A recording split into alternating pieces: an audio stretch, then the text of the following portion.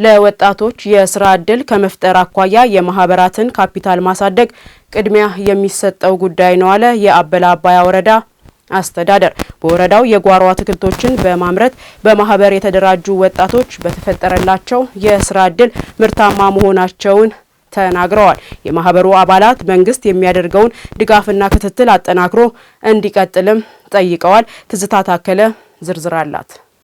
ዜጎች በሀገራዊ የኢኮኖሚ እንቅስቃሴ ተሳታፊ በመሆን ራሳቸውን ችለው ሌሎችንም እንዲጠቅሙ የዜጎችን የኑሮ ደረጃ ለማሻሻል የስራ አማራጮችን የመለየትና ወጣቶችን በማህበራት በማደራጀት በተለያዩ መስኮች ማሰማራት ትኩረት ተሰጥቶት እየተሰራ የሚገኝ ተግባር ነው። በአበላ አባያ ወረዳም ለበርካታ ስራ አጥ ወጣቶች የጓሮ አትክልቶችን በማልማት ራሳቸውን እንዲችሉ የስራ ዕድል ተፈጥሮላቸዋል። ካፒታላችን ብድርም ትንሽ ወስደን 1.300 ሺህ ብር ነው በዛ ነው ስራ የጀመርነው።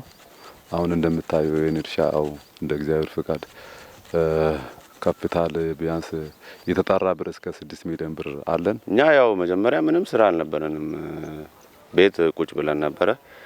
ከመንግስት ብድር ወስደን ነው እና ተደራጅቶ መስራት ጥሩ ነው፣ ውጤታማ ያደርጋል። እኛ ያው እንግዲህ ከዜሮ ነው ተነስተን እንግዲህ አሁን 4 ሚሊዮን ከምናም ካፒታል ያስመዘገብ ነው።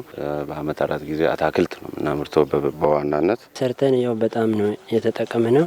የተሻለ ያው እድገት አምጥተናል ማለት ነው። ያው ወጣቶች ምንም ስራ ቢሆን ምንም ስራ መነቃት አያስፈልግም።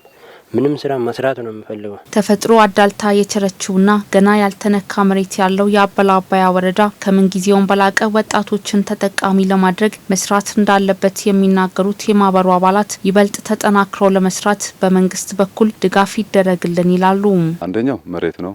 ሁለተኛው ከባድ ሞተሮች ወይም ፋምፖች ያስፈልገውን 4 ኢንች የሚባለው ሞተሮች አው ገበያ ላይ በጣም እስከ 100 ምናምን ሺህ ብር እየወሰዱ ያሉ እነሱ ነገር ለኛ ቢያቀርቡ እና የተሻለ ደግሞ ምንድነው ኬሚካሎች አሁን ገበያ ላይ በጣም ውድ ስለሆኑ መንግስት እነዚህ ነገር ቢተባበርልን ይበልጥ ደግሞ ከዚህ የበለጠ ደግሞ አስፈተን እንሰራለን ብለን ወይ የተሻለ ኑሮ እንኖራለን ብለን ተስፋ ያደረግን ነው። የወደፊት እቅዳችን እግዚአብሔር ከረዳን ይሄው እንደምታዩ ይሄ ማሳ አሁን በኮንትራት ነው የምንሰራው። መንግስት ግን የተሻለ መሬት ቢሰራ ከኛ አልፈን ለሀገርም ለወገንም ጠቃሚ እንሆናለን ብለን እየሰራን ነው። ሞተር ያስፈልጋል፣ ፓምፕ ያስፈልጋል፣ ያው ማሳ ያስፈልጋል። ብዙ ነገር ደግሞ መድኃኒት ወዷል። ለምንገዛ ስንል በጣም ነው ገበያ ላይ የወደደ።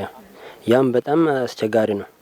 ስለዚህ መንግስት ያንን እኛን ብንረዳ ያው የተሻለ በደም ያው አቅም አውጥተን ለመስራት ዝግጁ ነኝ ማለት ነው። ግን ለማገዝ መንግስት ያው በጎን በቆም የተሻለ ይሆናል። የውሃ መሳቢያ ፓምፕ ችግር ነበረብን።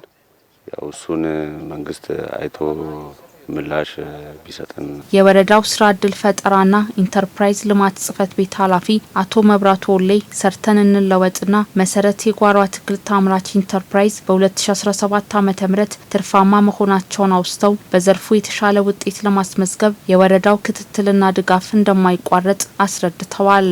እኛ አሁን ለማህበራት ከምናቀርባቸው አንደኛው ነገር ግብአት ነው።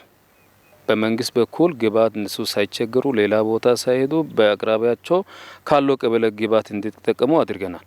ሁለተኛ ደግሞ ወተር ፓምፕ ነው። ወተር ፓምፕ ከዚህ በፊት 3 ኢንች ወተር ፓምፕ ነው ለነሱ የሰጠ ነው። እሱ አሁን ከእርጅና ጋር ተያይዞ ከአቅም ጋር ተያይዞ ውሃ ደግሞ ከረጅም ቦታ ስቦ ለማምጣት አቅም እያነሰ ነው። ለኛም አቅርቧሉ። አሁን እኛ ለነሱ የምናዘጋጀው 4 ኢንች ባለ ነፍጣ ነው። ያው ቤንዚል እንደምትመለከቱ አንዴ ይኖራል አንዴ አይኖርም።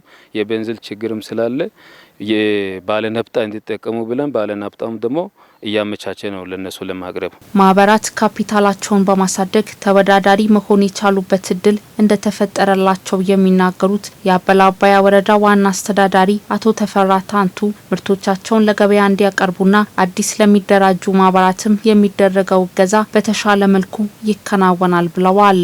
ይሄ በእኛ አካባቢ የተለመደ ነው። ባይዘው የዘንድሮ ብቻ አይደለም የተጀመረው። አምናም ቢሆን በዚህ በስፋት ምርት አምርቶ የራሳቸውን ካፒታል ያሳደጉበት ያን ብቻ አይደለም ተወዳዳሪ እስከመሆን ድረስ በተለይ ሰፊ ገበያ እድል ተመቻችቶላቸው በአካባቢውም ከአካባቢው ወጣ አድርገው ደግሞ ቲማቲም ለገበያ ከማቅረብ አንጻር የሚታወቁ ማህበራት አሉ። አካባቢ አንደኛ አንድ ወራጅ ወንዝ ነው ያለው። ብዙ አማራጭ የለም። በጋ ጊዜ ያቋርጣል። ክረምት ሲመጣ ያው በኃይል ያው ወንዙ ይሞላል። ቋሚ አይደለም ወንዙ ማለት ያው በጋ ሲሆን የማጣቱ እድል አለ። ያም ሆነ ግን ያን ተቋቁሞ ነው የሚያመርቱት። በአመት 2 ጊዜ ያመርታሉ። እኛም በቅኝታችን በማህበር የተደራጁ ወጣቶች በማሳቸው ላይ በርካታ የጓሮ አትክልቶችን ለገበያ ለማቅረብ ሲረባረቡ ተመልክተናል።